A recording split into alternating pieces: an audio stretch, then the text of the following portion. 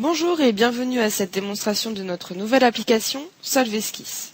Solvesquisse vous permet de créer et de modifier les codes d'une pièce sans modifier ses usinages déjà définis. Un de nos clients souhaitait fabriquer une gamme de vérins. L'ensemble des pièces qui composent la gamme ont les mêmes caractéristiques excepté les dimensions. Solvesquisse va donc permettre de concevoir l'usinage d'une seule pièce et d'obtenir ensuite automatiquement toutes les déclinaisons par simple modification de code. Des cas similaires à ce client peuvent se retrouver dans d'autres domaines, notamment la fabrication de carcasses de moules, d'outils ou plus généralement de tous les éléments standards déclinés en plusieurs tailles. Nous allons donc voir ensemble quelles sont les différentes façons d'utiliser Solvesquisse dans ENC. Je peux dessiner directement dans Solvesquisse au départ de ENC. Je trace donc ma pièce à main levée sans me préoccuper des dimensions. Au passage de la souris, je choisis si mon segment est horizontal, vertical ou à 45 degrés. Je cote maintenant mon dessin en cliquant sur les segments que j'ai tracés à l'instant. Lorsque mon point est contraint, il devient vert, sinon il reste rouge. J'ajoute des cotes jusqu'à ce que la section soit complètement contrainte. Chaque cote sera ensuite modifiable en tant que paramètre pour pouvoir facilement obtenir différentes géométries. Maintenant, je modifie les cotes pour les ajuster aux dimensions de ma pièce. Je peux déplacer mes cotes avec la souris de façon à améliorer la lisibilité du dessin. Je vais pouvoir faire varier les cotes en fonction de la famille de pièces. Je retourne dans ENC et j'obtiens la pièce que je viens de dessiner dans Solvesquisse. Je place un usinage sur la géométrie, comme nous en avons l'habitude dans ENC.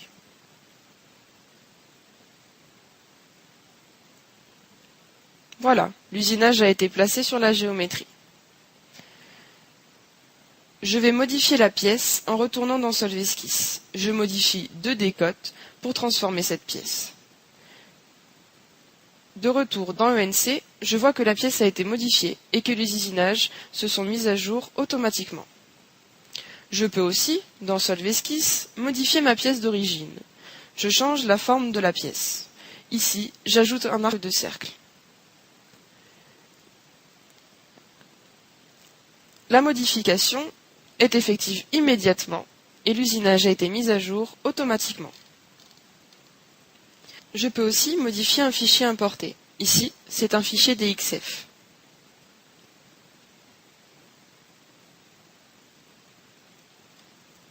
Après l'import, je crée un contour ouvert sur lequel je place un usinage.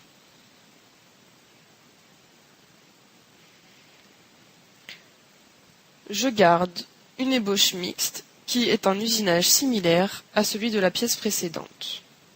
Et c'est fait.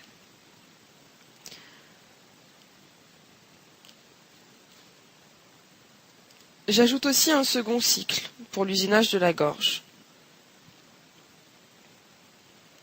Je choisis les points de début et de fin de la zone à usiner. Nous obtenons ainsi la pièce de tournage que nous allons modifier avec Solvesquisse. Grâce à l'outil Édition dynamique, je déplace la gorge où je le veux, sans modifier sa taille. Il va sans dire que je pourrais aussi la déplacer avec précision en ajoutant des cotes comme je l'ai fait précédemment. On voit dans ENC que les usinages ont été mis à jour suivant notre modification. Jusqu'à présent, j'ai modifié des codes de pièces, j'ai déplacé une gorge dans une pièce de tournage, mais je peux également changer complètement la géométrie. J'importe ici un profil d'une pièce d'échec, un pion en l'occurrence.